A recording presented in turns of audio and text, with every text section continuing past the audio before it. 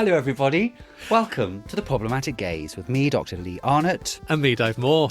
Each episode will take a piece of pop culture from yesteryear and examine it through the problematic lens, asking ourselves the question, could you get away with it today? And if not, why not? And what does that say about society and culture then and now? And before we take a deep dive into our chosen topic, we'll take a look at the news events of the day and the TV landscape and the pop charts of the year in question, just to put our show into context. Very good. Okay, I'm just going to reach out of camera. Yes. To get some bubbles. Because pre-unfoiled. We are celebrating, dear gazers, dear viewers and listeners, because once again, the lovely people at the Radio Times have given us a mention, haven't they? They have. The top, is it top 30 or top 50? Yes, it's the top 30 podcasts to listen to this summer. Top 30 new podcasts. We're in it. We're in it. Yay! So well. Boy, thank you, Radio Times, Thank everybody you, Radio there. Times. So basically, it's kind of split into about 6 categories. And in the TV and entertainment, or just entertainment, I I think it's entertainment. Yes. Where they're sandwiched in between Sarah Cox, Kim Cattrall. Yeah. Look at us. with a light smattering of Nile Rodgers and Alan Partridge. Yes. So we're in really good company, Very good aren't company. we? And we're thrilled because we're the only independent podcaster in that whole list. Yes. All the others are got big studios behind them. And we've got PG Towers, Yes. haven't we? With hundreds of people working for us. Yeah. Which is technically an abstract concept at the moment. Made up, basically. It's just us two. We're independent, and to be featured alongside all those podcasts who are brilliant, all in their own right, but they do have a production company behind them. Like people to do the research, to film it all, record everything and edit it and put it out. We do everything ourselves, so it really means the world that we've been given this honour of being included. It does indeed. So, Cheers. cheers. You can't see the cheers because it's off camera, but Ginge. just to prove we are together. And thank you, dear listeners and viewers. Yes, because without our honorary gazers who've been with us from the start, They're not honorary, darling, they're gazers. well, they're honorary gazers. They're maybe honourable. Honourable. Maybe we do need a production company behind us. Dishonourable, most of them, I guess. But Revelling in yes, cheers. Anyway, we're Cheers. not going to blow our own trumpet anymore. No, we're not. Flick ourselves off to it. But No. it's really a big achievement considering it. Bloody is. you started off in a cupboard with a duvet wrapped around you. Exactly. And I tear my hair out every single week trying to get all the bloody machinery to work. Yes. But we're here. We're here. Yes. No, we're here. I'm also realising this shirt was a mistake because I'm already sweating like a bastard. Now, gazers, comment below. But don't you think Lee looks a little bit San Francisco 1970s chic going on? The look. And also, you look a little bit like Murray Bartlett. Who? Murray Bartlett. He played Mouse in the reboot of Oh, okay, I'll go with that. Sex and the City. And I'll he take was that. also in season No, 1. Tales of the City. Tales of the City, sorry. Yeah. I've got Sex and the City on the brain. Tales of the City, and then he was in White Lotus 1. I'll totally take that. I wasn't sure about the tash. And I was growing it with a general beard to disguise it. And then I saw a porno. And the guy I thought, looks great. Went upstairs, shaved it off. Here I am. Did it have that 70s porno music? It was actually a modern. Oh, was it? Well, but maybe the this look's look back is in. there, it's back in, darling. Look, you're like Madonna, you, with your image changes. I can't keep up. I know. Finger on the pulse, love. Finger on Aye. the pulse. And, okay, moving on. We've got a bit of housekeeping. We have got a bit of Gonna housekeeping. put me Trevor McDonald's on. Are we reaching for our bulging sack? Yeah, let's reach for the bulging sack. Because we've had letters. Yes. We've had letters, haven't we? Yes. Since the Radio Times, we've had a lot of people kind of emailing us at theproblematicgaze@gmail.com just to kind of say they've seen the article and they've tuned into us and decided to get in touch. Such as Stuart. Yes. We don't know where Stuart's from, but thank you, Stuart, and hello, Stuart. Thank you. Stuart found our podcast through the Radio Times, as you say, started with the Educating Reader episode, and he's working his way through the entire series. He says, we're always entertaining, even if the film or TV series under scrutiny doesn't initially appeal, which I really like because Yes. I listen to a lot of podcasts, and if it's something I'm not interested in, I'll often just skip over it. So thank you, Stuart, for sticking over. He says the news headlines and accompanying charts are part of the fun and charm of the show. So thank you very much for that, Stuart. Thank you very much, Stuart. Yeah, I think the good thing about our podcast is, again, to blow our own trumpet, it's not sequential in any way. We jump backwards and forwards through years and through genres of TV and film. So you don't have to listen from episode 1. In fact, it's probably wise not to listen to episode 1. The one where we don't know each other, even though we've known each other for 10 years. Yeah, and we don't know what we're doing. No. We sound like newsreaders from the 1950s, don't we? But the thing is about our podcast is that you can skip and jump and scroll to TV shows that you like, but also just take a punt on something that you've never heard of before, because you'll always learn something new, and we always put the links to the show that we're watching. You can sit down and watch it as well. Yeah, I mean, some things will edify you. You know, It's a Royal Knockout, Aladdin and the 40 Thieves. Yeah. Victim. Yes, Yeah. I was being facetious, but you're genuinely being serious. Sorry. Yes. Sense of humour bypass. There's edification and there's not so much edification in our back catalogue. So knock yourselves out. Now, you've heard from someone as well, haven't you? I have. I've heard from Andrew, who's Australian, and he's a TV historian who specialises in soaps and queer content. And he said he's in the UK and just discovered your podcast after reading about it in the Radio Times. Wow, what a fantastic idea for a show. And I've listened to a few already, including the one you did on Prisoner / Prisoner Cell Block H. He's saying Prisoner because that's what it was called in Australia. That's the official title. Just explaining for our listeners, if you're still with us, gazers. But yeah, so that's a really nice one. Thank you. He does his own podcast as well. It's called the TV Gold Podcast in Australia with his co-host James Manning. Each week they review TV and new media. Right. So yeah. And speaking of other podcasts, of course, we're being interviewed on Saturday night, aren't we, for an American podcast called The Sewers of Paris, which interviews LGBTQ plus media people. We're now media people, darling. Yep. Hello. Yep. About what media they liked when they grew up. So we'll let you know when that's going to be broadcast, because that's going to be fun, isn't it? Yeah, really Looking fun. forward to that. Can I just mention to our gazers, what was the first thing you texted me when I told you about being in the top 30 new podcasts for Radio Times? Do you remember? No. Talking about not wanting to let it go to our heads, you said, "Where's my fucking limo?" Oh, yeah. He's turning. I'm going to have to keep this podcast grounded, because, I mean, his rider is something else. Pages long. This is how monsters are created. But we always joke about having the Royal Albert Hall on pencil for January. Yeah. Is it January? It's January, isn't it? Yeah. Fuck. Maybe I should firm that up. Or maybe just push it back 6 months. Yeah, maybe just push it back 6 months. We'll get there. We'll get there. We'll see you at the Royal Albert Hall. Chop my feet off, which might be a possibility. We'll get there, darling. Anyway.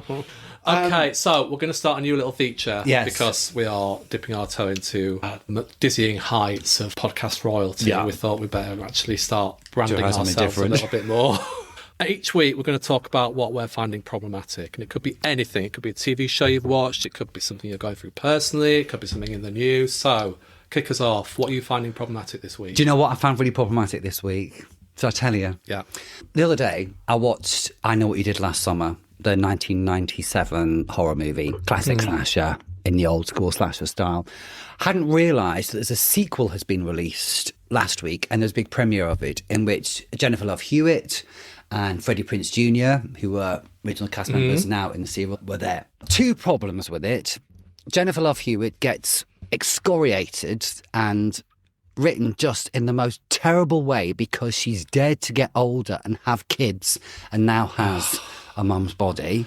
I hate it when women do that. I know. When they age. Why can't the delicate creatures be preserved in amber forever? Ugh, it was so vile.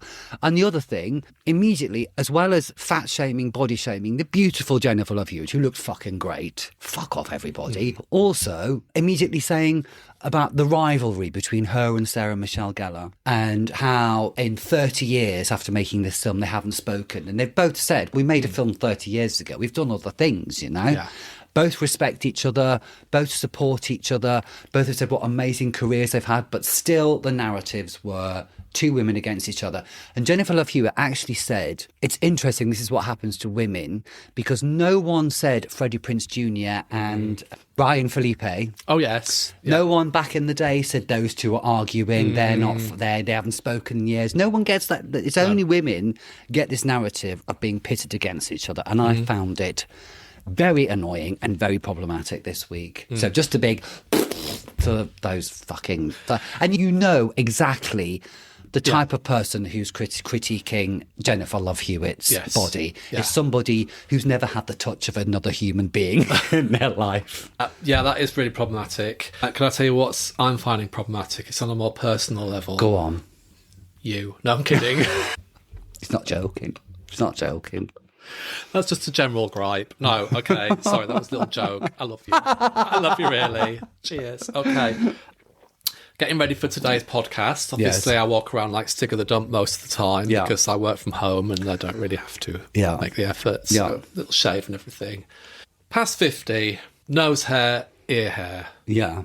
It's a thing now. Yes. Where it never used to be. Yeah. I'm just finding it quite problematic in general because it's not just a case of having a quick shave anymore. It's like, get the strimmer up your nose, get the strimmer in your ears. How much fucking hair have you got coming out of your my orifice? ears, I've got really hairy ear holes.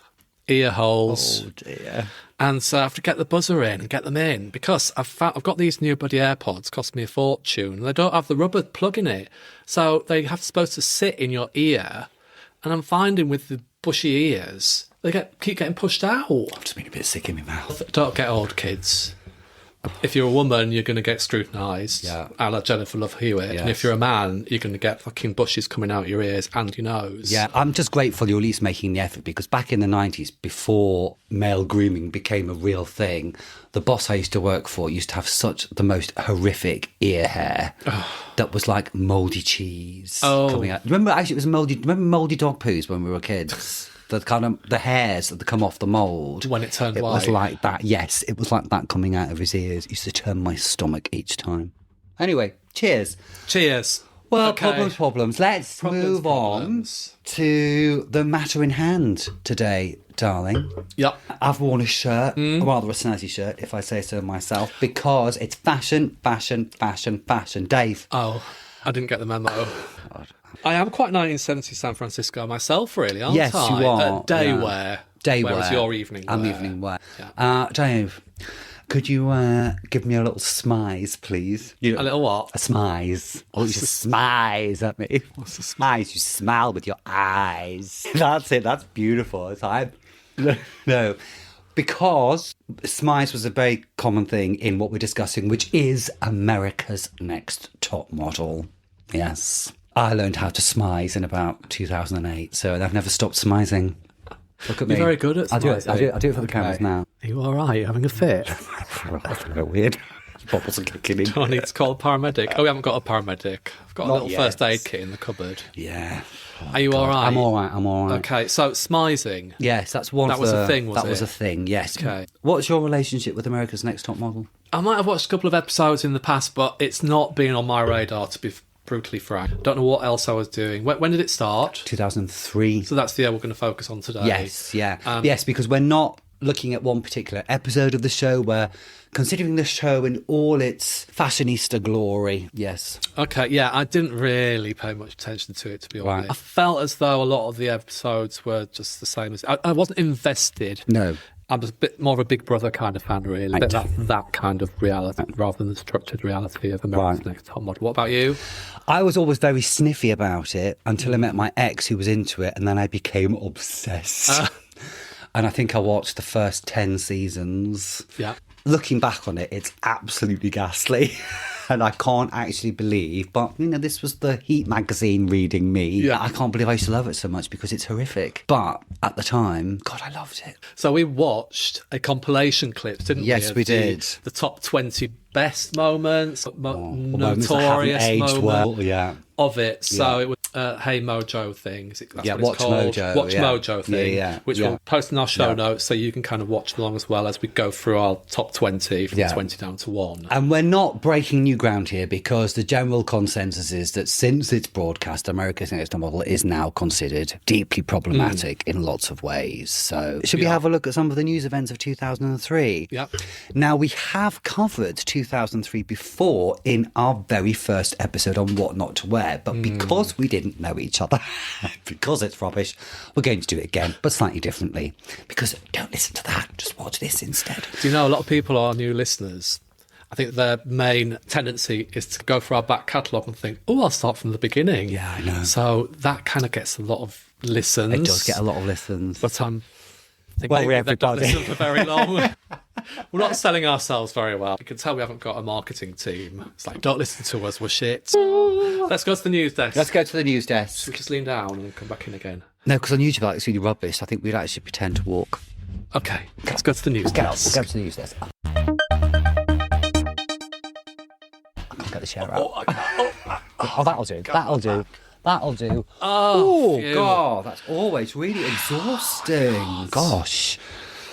Gosh. It's a long walk. Long walk. Oh, 1 second, darling. Okay, hang on. I need to get it up. Don't say that very often anymore. But there you go. Unlike me.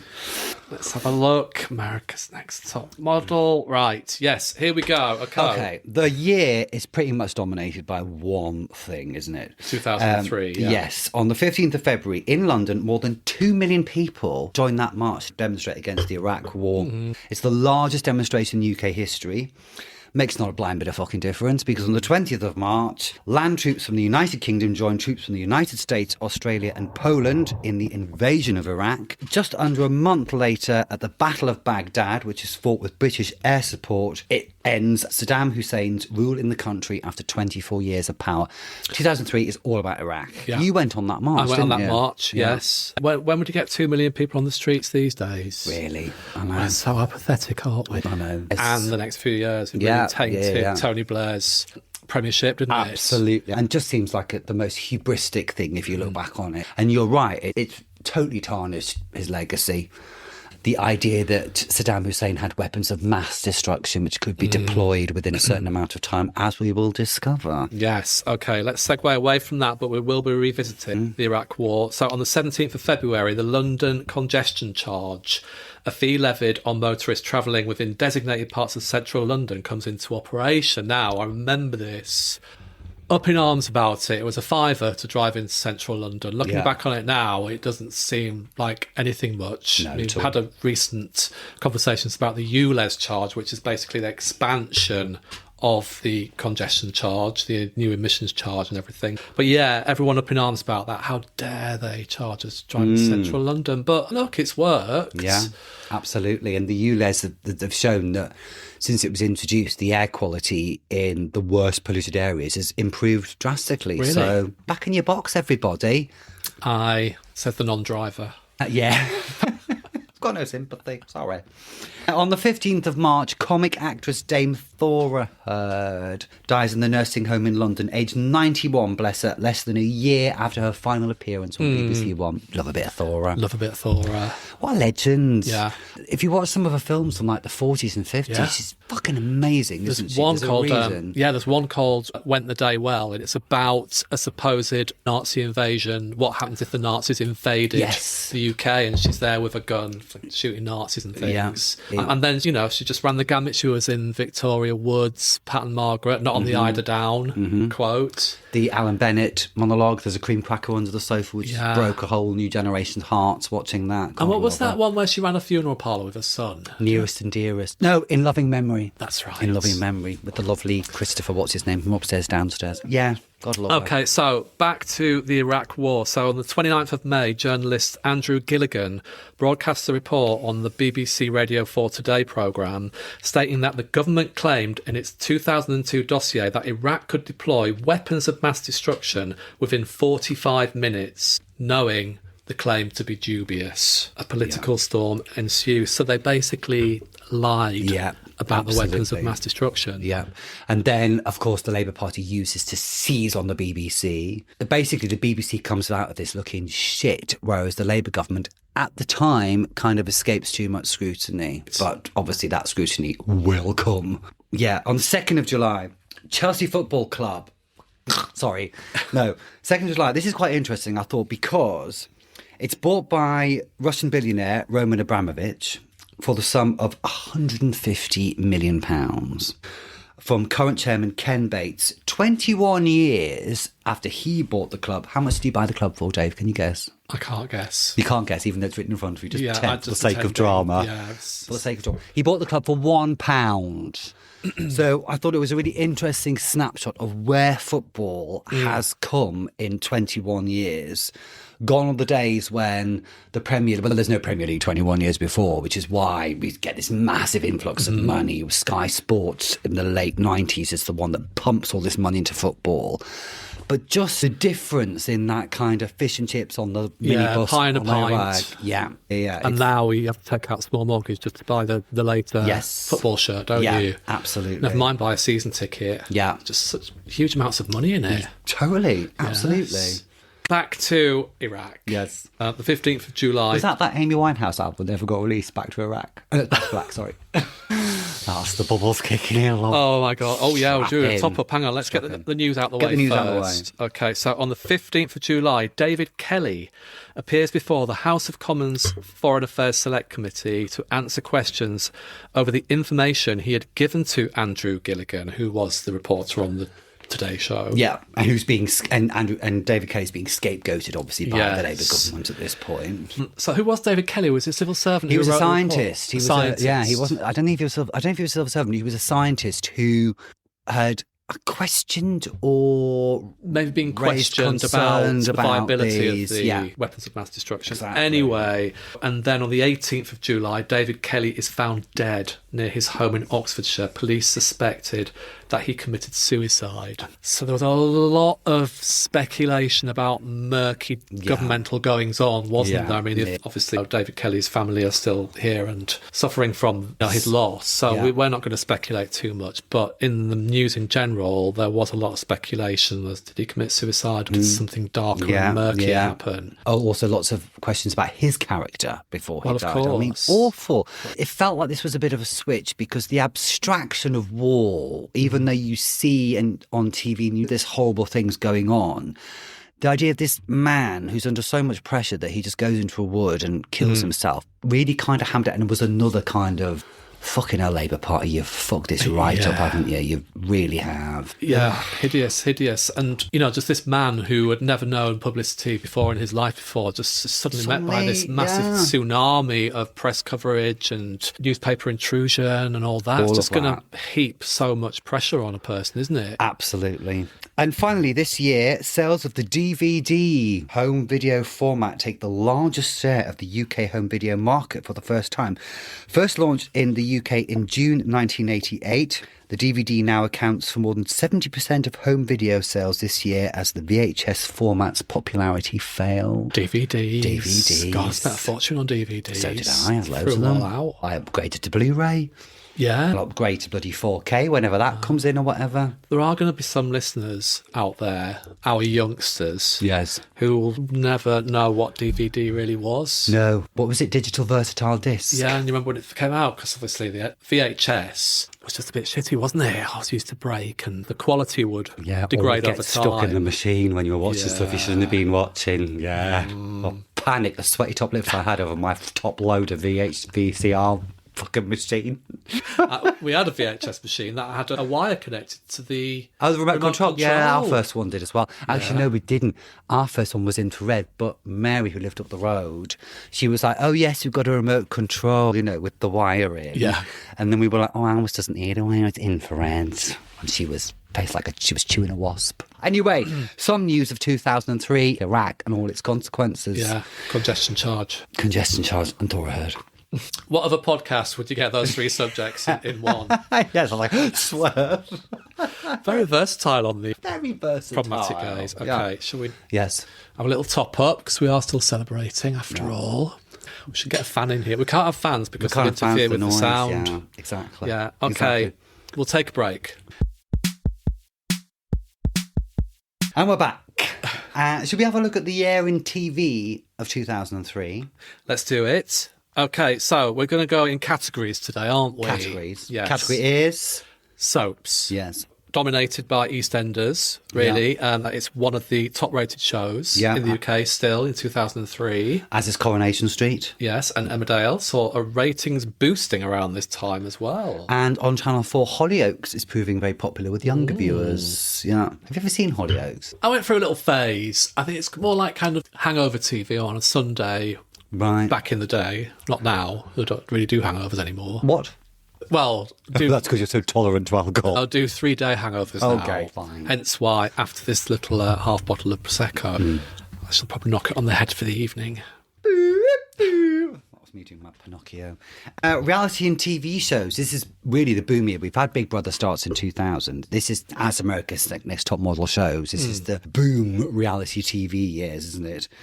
So Big Brother on Channel 4. We've had Series 4, the one nobody was interested in because it was really boring. Yeah, it was boring, wasn't it? Cameron won, didn't he? Cameron Stout, he won. Yes. Very nice, but it was just Scottish very virgin. nice. Yes, oh, that's right. That's right. I wonder if he still is Scottish. Give him a call. Give him a call. Sort him out.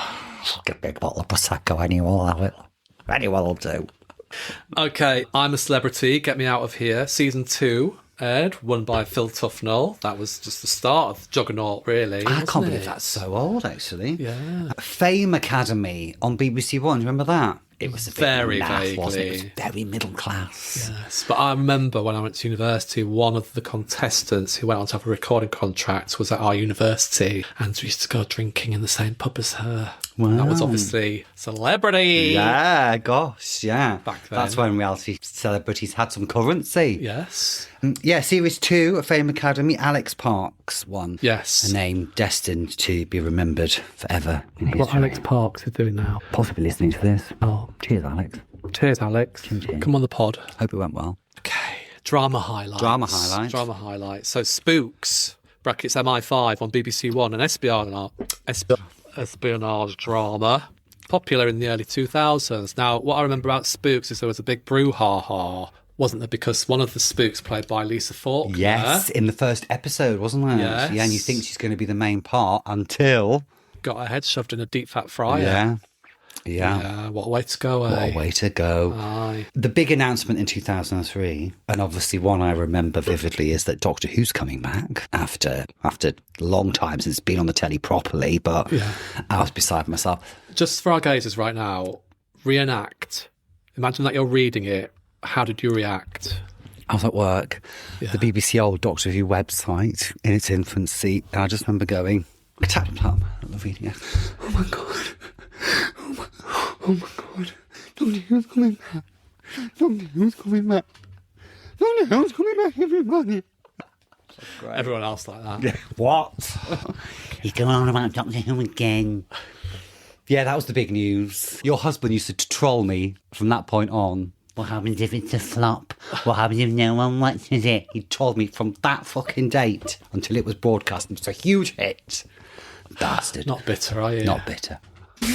And on BBC One, Witless Silence, of course, Silent Witness, continues its run, still going to this day. Right. And Yes, still it got is, a really isn't it? loyal big audience. Yes, actually. it Yeah, has. it's quite incredible. It has. Some comedy entertainment at the time. Yeah, Little Britain. That's ripe for a picking for our podcast, isn't it? It is, but you can't get it anywhere. It's almost as if people have realised that it's deeply problematic and removed it from most access channels.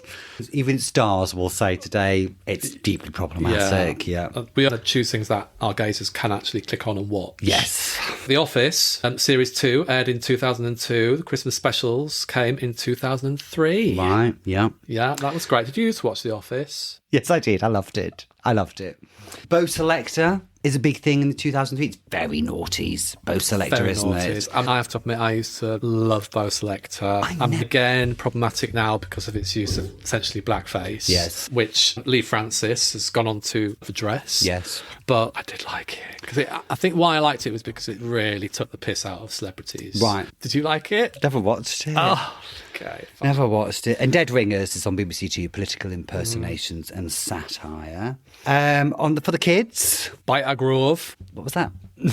Talking in your accent. Say it again. Bite a Grove. Bike A Grove. That's not bad. No, that's not bad. Thank you. Bike A Grove. Bite a Grove. That's still on, still running. On ITV Saturday mornings, SMTV Live /CD UK. Ant and Dec have left, but it still remains a Saturday staple. You Who's still on it? Love it. I can't remember who did Ant and Dec. Tess Daly was there. Right. I can't remember who else. Stephen Mulhern, maybe? Honestly, wouldn't like to say. Fact-checking department. Yeah. Okay, Blue Peter is still ongoing. Still ongoing. Still going on, actually. They've just announced Yeah. a new presenter, I Yes. think, this week. Is it online now? Yeah, it's all on CBeebies, isn't it? It's all Right. digital. Some special moments of 2003. As you've said, the Office Christmas specials Yeah. wrap up the show's story in 2003. Critically acclaimed. Loved The Office. Thought it was great. Pop Idols. I don't know why I'm laughing. Why are you laughing? I don't know. Pop Idols, Michelle McManus wins Pop Idol, surprisingly, sparking big media conversations. That was series 2 of Pop Idol. Yeah. Will Young won the year before, hadn't he? I think and so. why were the big conversation with Michelle? Because she was a larger girl. yes, Is that it? I think basically. so, yeah. It doesn't surprise me because look at this was the era of what not to wear. Yeah. This is the era of America's Next Top Model. Think of Bridget Jones talking about her weight. That's 2001, isn't it? So thin is in at this point. Thin is in. The fact that Michelle McManus won. Yeah, she was an easy target, wasn't she? Absolutely. For the press, this was pre-social media, but... God, imagine these days. Oh, God, she'd be crucified, wouldn't she, poor girl? Crucified. Aye. And Michael Jackson's, remember this? Controversial documentary, Living with Michael Jackson, hosted by Martin Bashir, airs on ITV. I just remember watching that thinking, yes, he's fucking nuts, isn't he? God, do you remember when he went round that... Was it in Vegas, that furniture store? And everybody would love to do that, wouldn't they? Go, I want that. But Is he the stuff he was choosing was... jewel-encrusted pumas and stuff. Yeah, and then his kids were all in those masks. That's if you look at it now, it's just all very icky. Very icky. Oh, dear. Anyway, let's not talk about it. Michael Jackson just keeps cropping up in every single year that we talk about. And it just goes to show what just a phenomenon he was. Yeah, And but let's remember, David, he was no Shakin' Stevens. it's not Shakin' Stevens. Shakin' Stevens, for us, has fallen by the wayside. He used to feature in a lot of our podcasts, and even to the point where we thought about asking Shaky to come on the podcast. He's still my beating heart. I might have to have a moment. Imagine Shaky sitting there.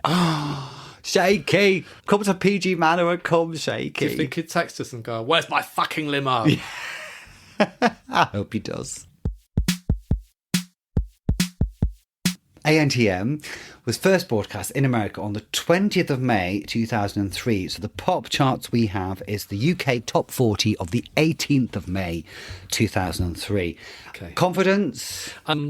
Bit dodge, I think. I think this was the time then I looked away from the charts, really. It wasn't the big kind of juggernaut it was in the 80s when we were taping them. Yeah, but I remind you of a Bridget Jones episode where actually we knew quite a lot because this was our clubbing years. That's right, yeah.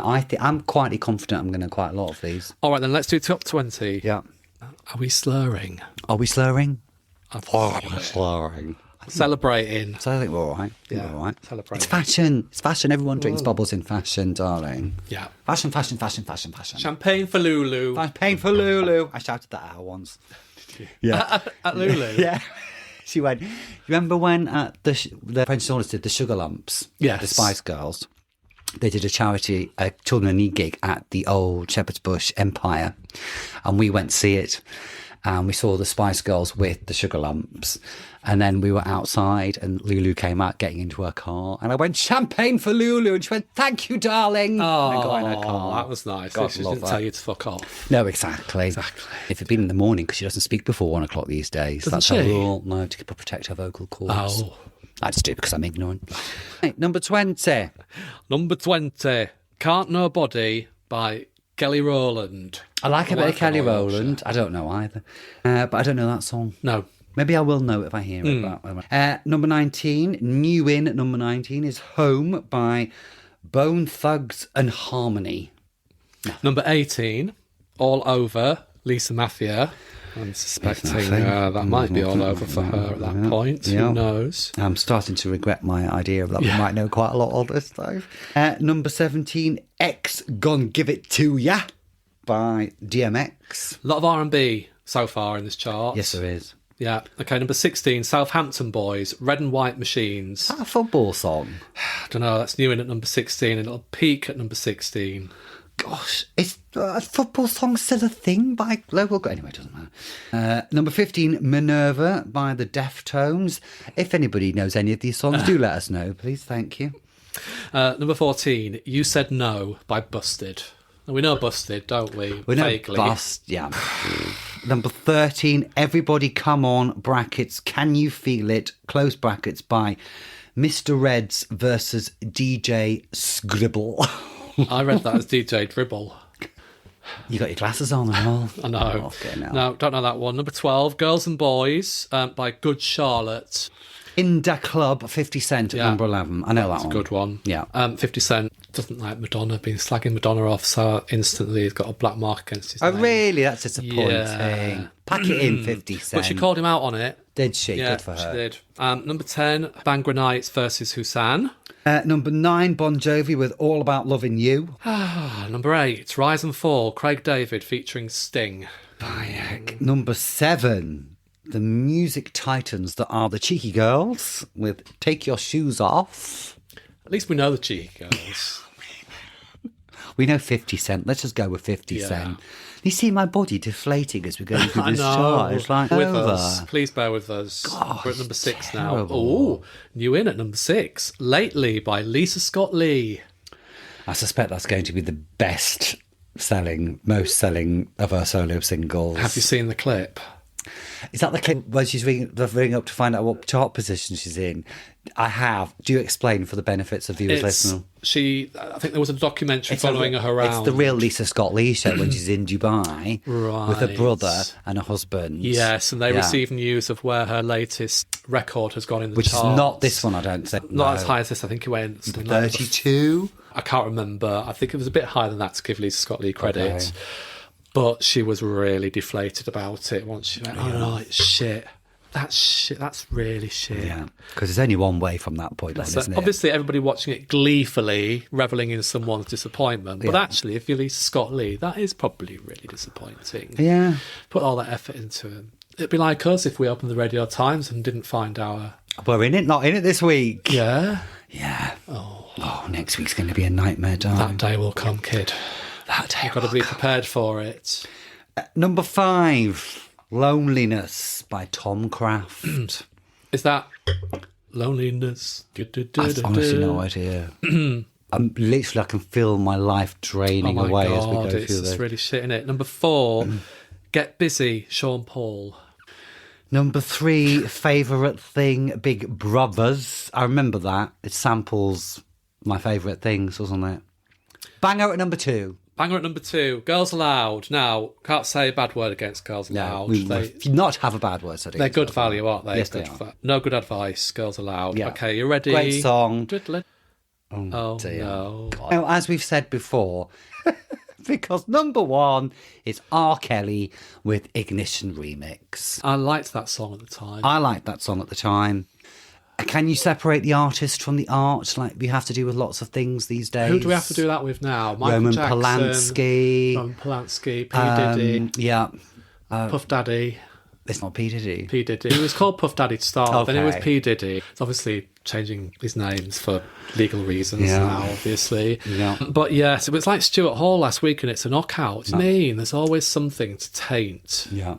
Anyway, let's not dwell. That was rubbish. That was a shit chart. That was really actually. shit. And if our gazers have switched off during that, Don't blame you. I can't really blame you, to be honest. But stick with us because when we come back, we're going to be talking about ANTM, America's Next Top Model. Smize, darling, Smize. And welcome back. Hello. So we are talking about America's Next Top Model. And have you got some information you'd like to impart I have. about America's Next Top Model? Let's hear it. Let's hear it. I've been darling. researching this intensively. For minutes. Okay. Oh, hang on. Wikipedia. Okay, I'm ready.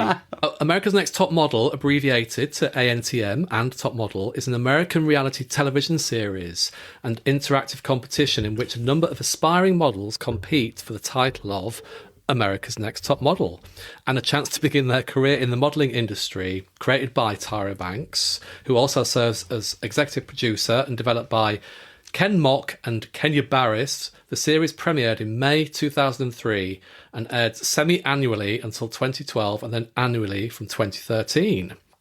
The first 22 cycles of the series and cycle 24 were presented by Banks. Winners typically receive a feature in a magazine and a contract with a modelling agency, among other prizes. Over 50 versions of the series have been produced internationally. So, Wow. It was a juggernaut. It was a juggernaut. Yes. We're looking at high drama makeovers, dodgy photo shoots.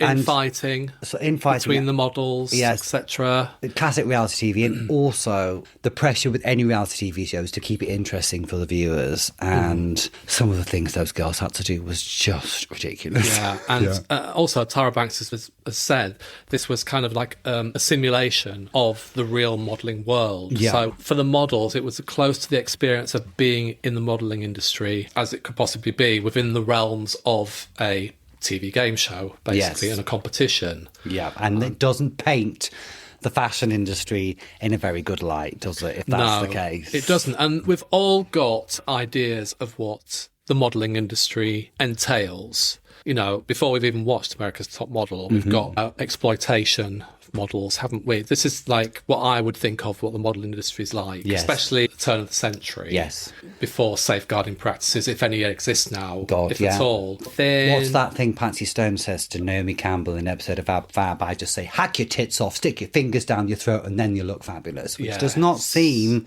too far from the truth. No, absolutely. And, We had the era of the supermodel, Yes. didn't we? Which were not full of figures, still slim, but voluptuous. Well, Kate Moss wasn't. She was the She waif. came later, didn't she? So in the era of the supermodel, there was Naomi Campbell, Christy Turlington, Cindy Crawford, Linda Evangelista, and then came Kate. Yes. Ran alongside all that, which was the kind of the waif Yes.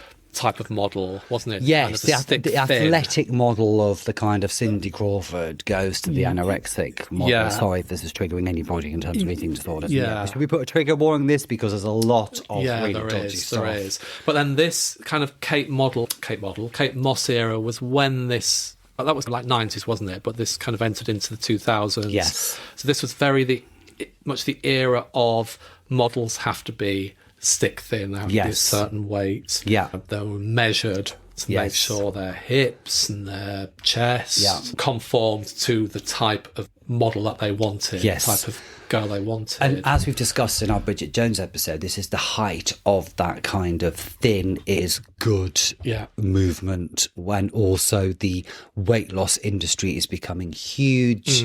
The kind of hacks you can get to get slim is becoming a huge multi-billion-dollar industry. Yeah, magazines all featured these types of models. These were the kind of women that young women at home were reading in magazines, etc., and thinking, this is the ideal. Yes. What is that famous quote from Kate Moss? Nothing tastes as good as skinny feels. Yes. Kind of vibe. Yeah. And a moment on the lips and a lifetime on the hips. So that kind of running alongside that was the bulimia and anorexia that kind of spiked in this era. Yeah. But yeah, quite triggering for a few people. Yes. Now, should we talk about Tyra?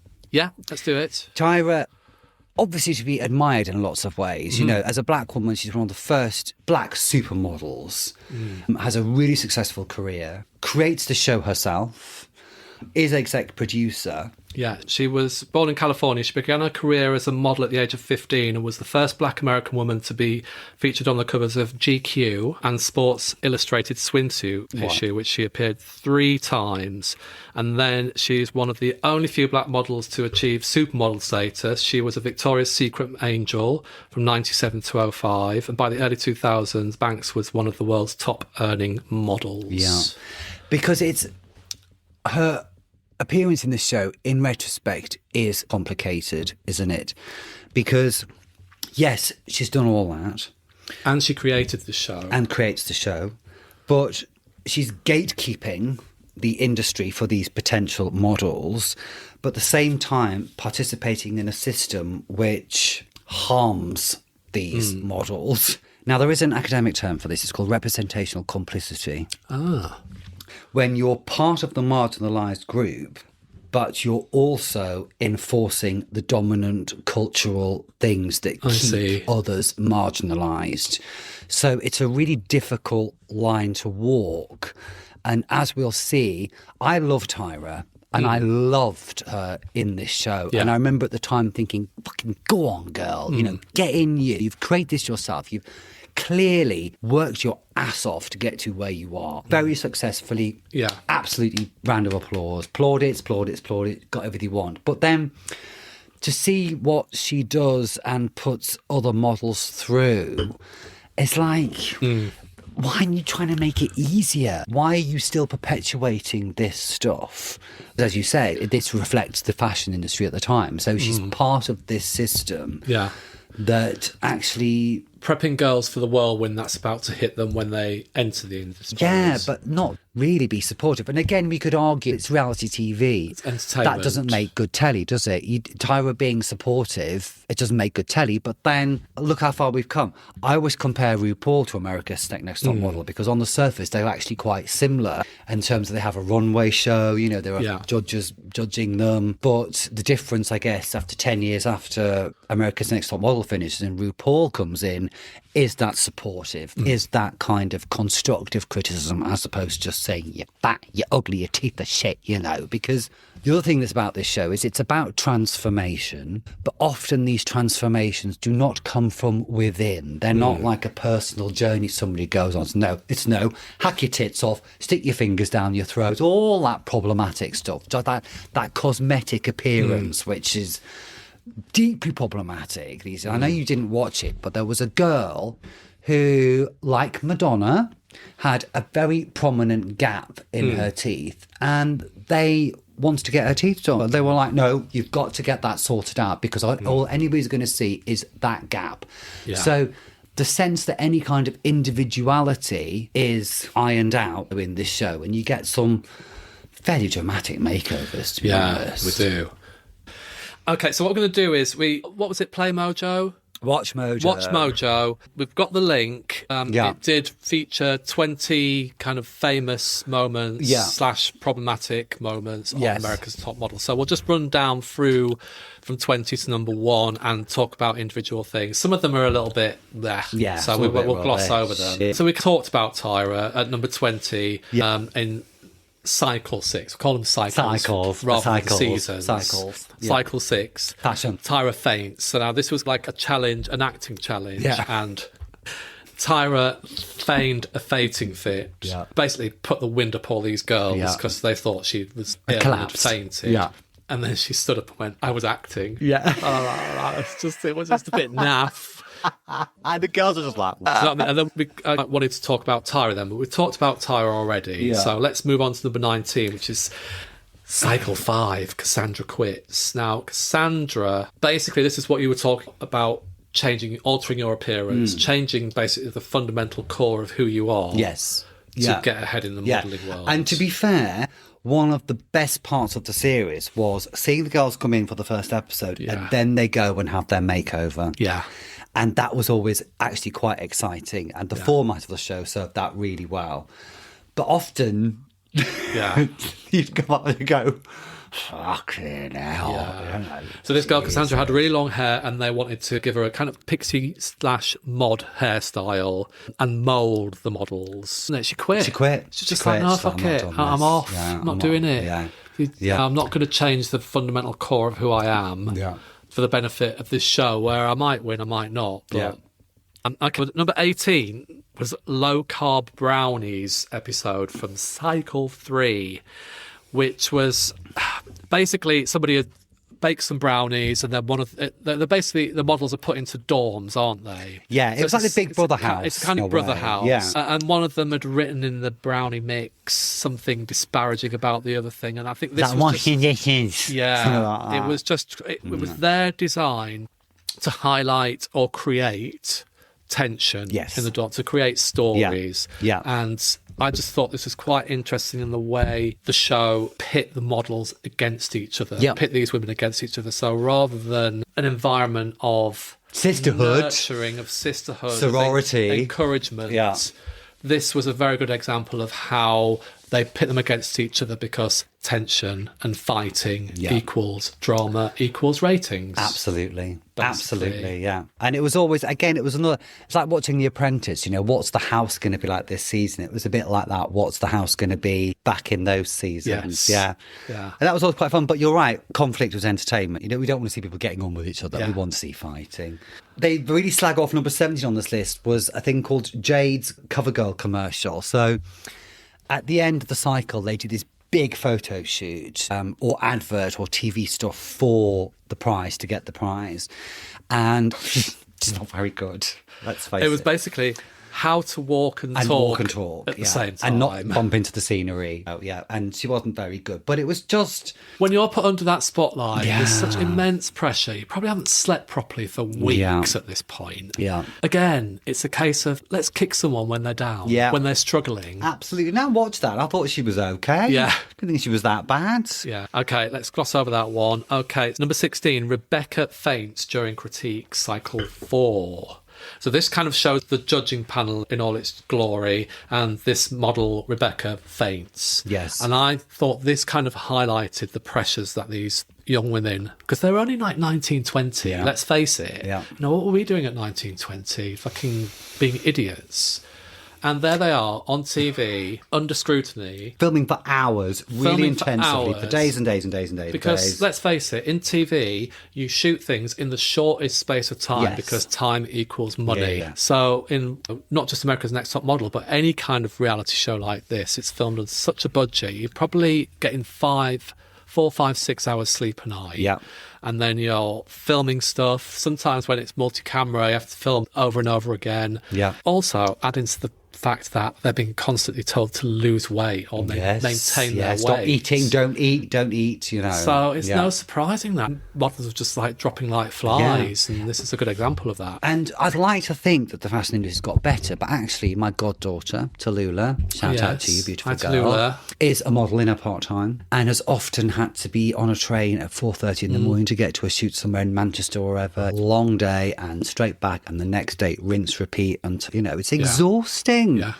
She can now pack a 2-week holiday into basically a carrier bag. She's an expert. That's amazing. I've seen her TikToks, Tallulah. Yeah, I love your TikToks. I think they're great. Yeah. Okay, number 15. Lightly touched upon before, from cycle 6, Joni's dental work.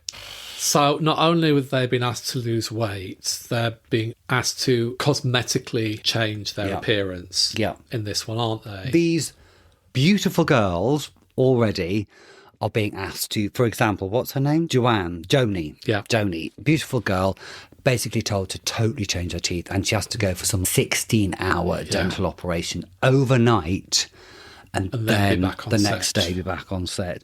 And it ties in with the idea of no eating, starving yourself. Beauty comes through suffering, which is what this show kind of peddles, that if you're not suffering to do it, then it's not worth it. You're not doing it properly. You know what image is that? What's that telling people? Absolutely. I mean, look at these days. The amount of Botox, Botox back in this time was an experimental novice thing, wasn't it? It was not novice, but startup kind of thing. Whereas now, women of all ages get Botox. And men, of course, yeah. Yeah. I thought I might get a little bit of Botox in there. What do you think? I've had it. Have you had it? Now, I had it 18 months ago. I had Did you? It was fucking fantastic. I looked amazing. People would say, be on a holiday. I remember, Yeah, I just look this general glow up. Yeah. It might be in 15 years I get a fucking extra head coming out my cheek, but I looked normal, so I can't slag it off because I've always thought maybe I should know the lady in the village. In the pub. Manor. In the pub. She does it back at the toilets on Friday night. Have a feel. Just a bit here and a bit there. Keep still. Wake up the next morning. Yeah. When you get Botox, you're not allowed to lie down for the first 24 hours. No way. How do you sleep? Because you've got to sleep sitting up. No way. Yes, because if you go on your side, literally it can, until it settles, it can just like slide your face down. So your whole face just like slides down like that. Yeah. You got to sit up. Oh, I didn't know that. I couldn't do Yes, that. it I is, need yeah. 8 hours every night. Yeah. But also, this whole thing about we're going to completely ruin your teeth and stuff, it also says that to be successful, you've got to just be obedient and silent. Yeah. You've got to just put up with it. Yeah. And going back to Tallulah, who, as I said, models, she's a mixed race girl. And we'll talk about the racial element of America's Next Top Model, but she still goes to shoots where there's nobody who can do black hair. So you get a white lady trying to do the most ridiculous things to black hair, which just makes it go out of control. One day she came back so upset because she'd been to a shoot and all the white girls were in this room getting ready and stuff. There was a tiny table for the 4 black girls outside in the corridor. They had to basically do their own stuff. Right. And it's just like, but, it says, this show just says, shut up, put up with it, get on with it. Oh. You're going to encounter that in the industry. Yes, because it's too finished. And was it ever thus? It's still going on. Yeah. Okay, let's go to the next one. This is 14. Alexandra versus the Pendulum, cycle 14. I mean, this was ridiculous. Even at the time, I remember watching this thinking, this is fucking ridiculous. There's this runway. They're given impossibly high heels to walk in, and these massive pendulums are swinging. But it's like gladiators, and they've got to time it so they go through the pendulum without getting hit. Why? Why? No, just A. That's all we need, just A. Why? So when one gets knocked off, it's great telly. She's already slipped on her arse at the top of the stairs before she even gets on the runway. Yeah. But this reminded me of It's Knockout. Yes. From last week. It's humiliation as entertainment. Absolutely, yeah, absolutely. And there's one where I think they're in Canada, and they are suspended from a high building, and they've got to lean over and be like this, modelling. As just facing a fucking sheer drop off a skyscraper. And then they get critiqued. Seriously, afterwards. Well, you weren't very on balance, were you? Your pendulum hit you. What do you fucking expect? Yeah. Ridiculous. Okay, number 13. Lisa demonstrates the product, cycle 5. So Lisa is a bit of a rebel. She's an extreme personality. This one, she's always stealing the limelight, and it seems to me as though what they're trying to say in this clip is you get certain contestants who are looking beyond what they can get out of America's Next Top Model, presenting an extreme version of themselves to get airtime, basically. Which, as at the infancy of reality television, it was all quite innocent and naive, wasn't it? And then as it rolled on, same with Big Brother, you've got contestants become savvy, don't they? I can get something more out of this than just winning the show. Yeah, that was Lisa with her adult diapers. Yeah. And then, okay, so here we go. So number 12, Jada and the Racist Model.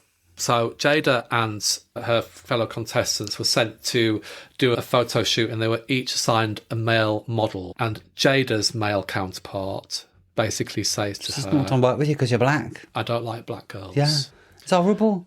It's really horrible. It's really horrible. It amazes me that this is produced by a woman of colour. Yeah.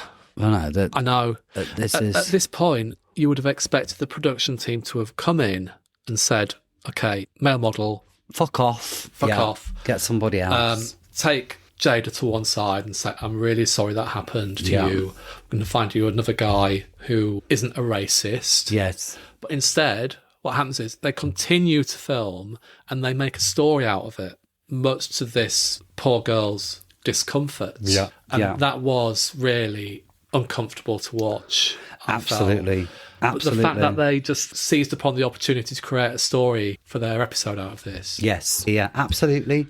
Race comes in a lot. You get one of the things on that thing on YouTube was that later on there's Yaya's hat, a black girl who chooses not to wear this African print hat and instead chooses a cowboy hat, and then they have a go at her for not living up to the stereotype effectively. And she quite reasonably says, well, actually, we've had a conversation about Afrocentrism and stuff, and I thought this reflected my personality better. But because she didn't play the game, and because she didn't represent her colour in the way that they wanted, it was just... Yeah, she didn't follow the narrative that they had set out for her.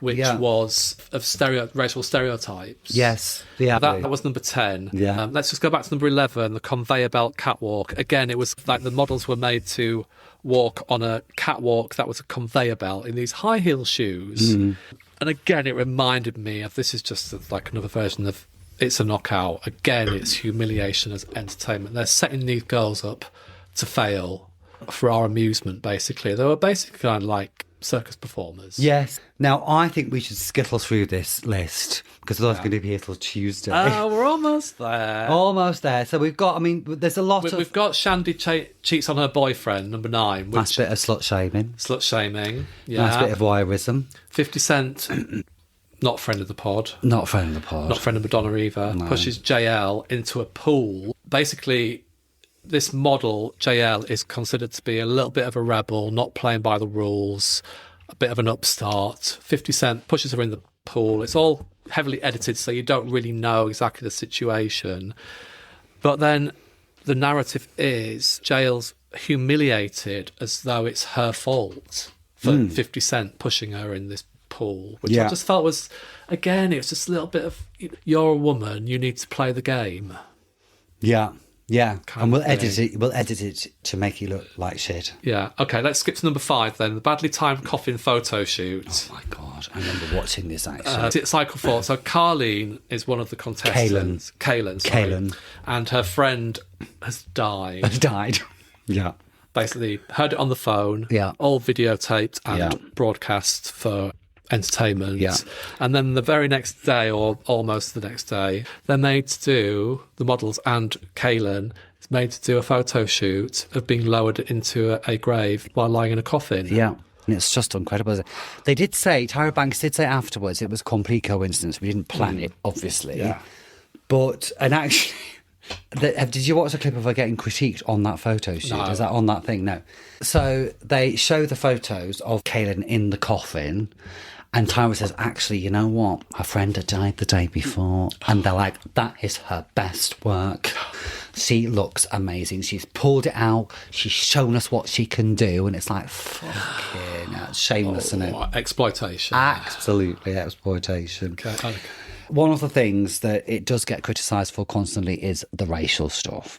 Number 4. So we got a biracial photo shoot, which, according to Tyra, celebrated the blending of cultures, and which basically seemed to involve the models being in black, brown or yellow face, basically, unashamedly. The white girls are made up to look like black girls. It reminded me of blackface from the 60s and 70s. You know, it was incredible. And then we have... number 1 on this list was the ethnicity swapping photo shoot. And again, if you've seen any clips of this, I can't remember if it showed. Yes, I saw some clips. Yeah, so there's a white girl. So in the sugarcane fields. Yes, that's right. Yeah. Yes, and it's like, which has connotations itself. Absolutely, it's just dreadful. And what this show does, again, it surprises me that what this does, because it's exec producer and creator is a black woman, is it exoticises the racial difference. Anything that's not white is seen as exotic or other in a way which just seems to be like fucking Victorian. But it makes you wonder, did anybody on the day, producers or anybody on that set, say to them, this is a little bit iffy? But 2003, was it iffy though? Was it iffy, love? Yeah. I don't think it was. I think they thought they were maybe being ironic, or they thought they were pushing boundaries. Yeah, I thought they're doing something great here. And as we said, Tyra has to walk a complicated line, because as a black woman, she's actually perpetuating this. Yeah, as Tyra was taking the pictures. And she was giving them direction about how to look and how to emote and how to feel as a black woman. Yeah. To this white woman who was made up to, makeup-wise, look like a black woman. Dreadful makeup as well. It was slapped on, wasn't it? Yeah, and look, we're not saying that people shouldn't enjoy America's Next Top Model. It's the same in all our podcasts. We might look at the problematic elements of it. We're not saying if you liked this show, then you yourself are problematic. We're just saying, let's look at it in a different light, and let's look at it through modern eyes, how that looks. It happened, I think, in COVID, when a lot of people thought, I tell you what, in lockdown, let's rewatch America's Next Top Model. And suddenly on social media, people started going, this is a bit fucking dodgy, isn't it? And that shows you, as is the want of our podcast. Yes. Well, let's say about society and culture then and now, and what you could say then in terms of fat shaming, colour shaming, or describing your colour as exotic or something not white, which becomes a source of kind of exoticism, is so different to 10 years, 15 years where we are today, in a way that America's... Actually, I was going to say in a way that America's Next Top Model was different to, say, the black and white minstrel show of the 60s and 70s, but actually... wasn't that fucking different? So could we argue or hypothesise that actually it's only possibly with the rise of woke that actually we now realise this is really fucking dodgy and good Yeah. Because it is. Absolutely. Yeah. Absolutely. It's of its time. It's like, It's this of is its what time. attitudes were Yeah. at the time. I watched it and didn't flat back on No. eyelid, Dave. No, I don't. loved it.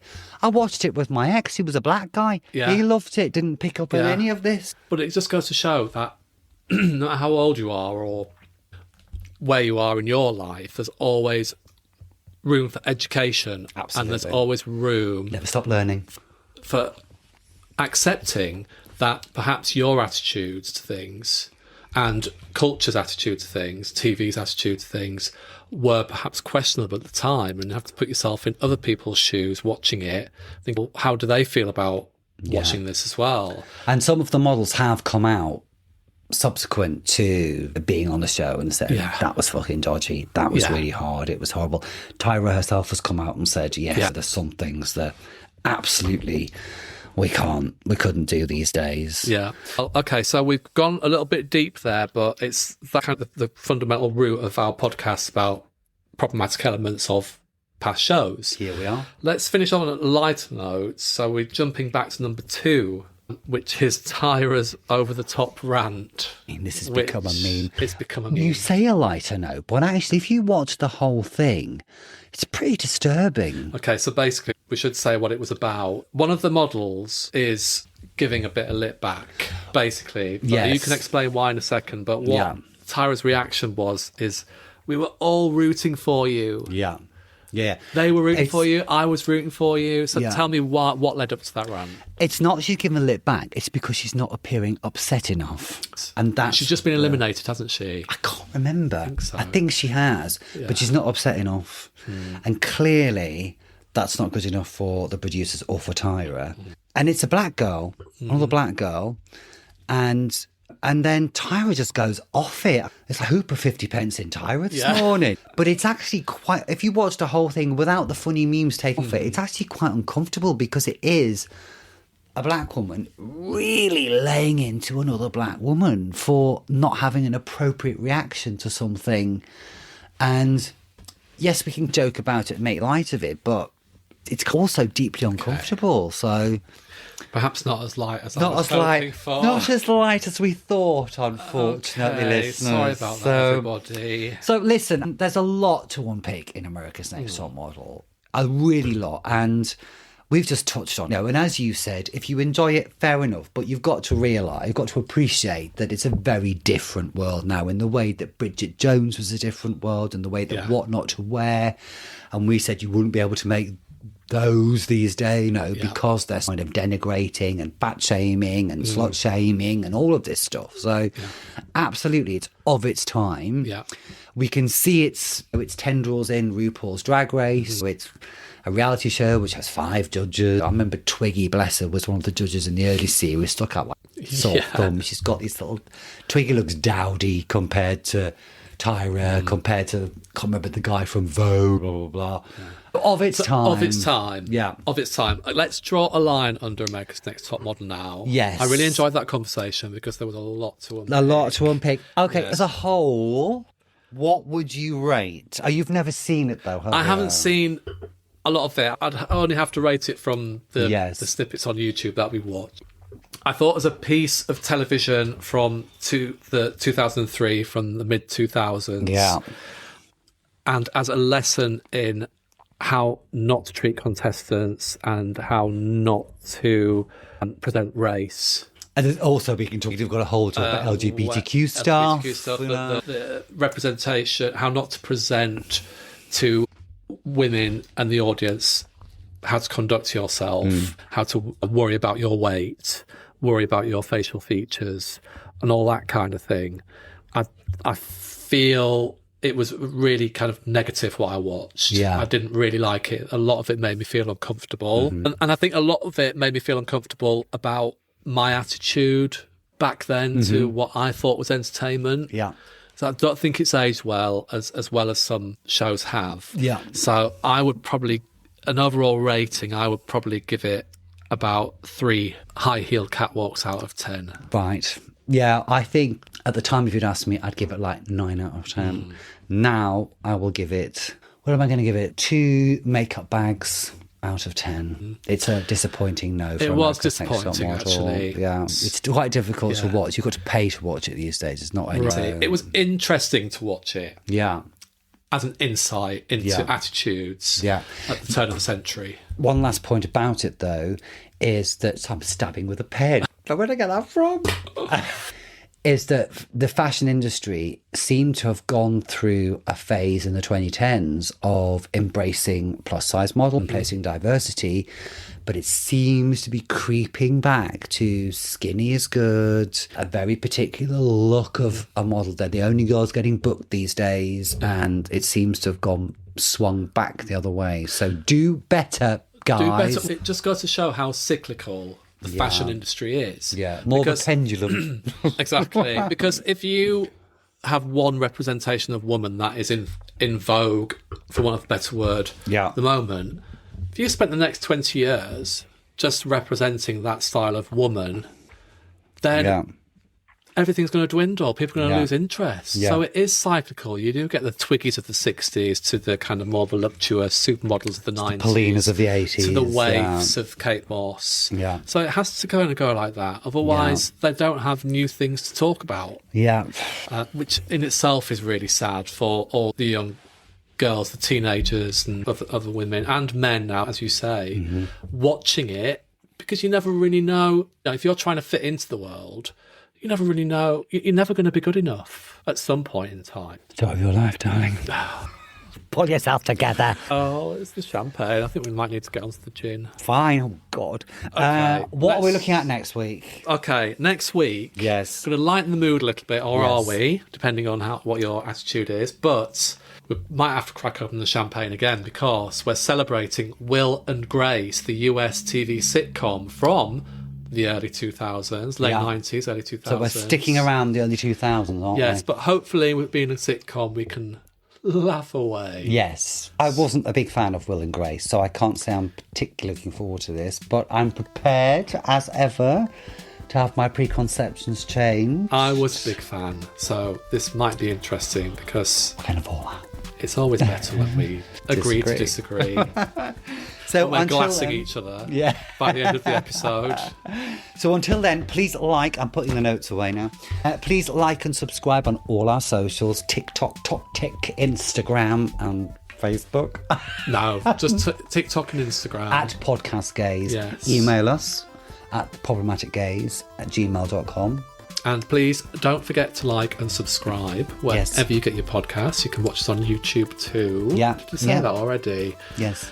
I can't really focus now because A, I've had some champagne and B, I've taken my glasses off. Listen, I'm off to try and traverse a catwalk with got some swinging pendulums going across it. What are you going to do? I'm off for a 16-hour dental surgery marathon. Brilliant. Good luck with that. I've All got a right, bit of darling. front tooth. Lovely. Yeah. All right. Until next time. Au reservoir. A reservoir.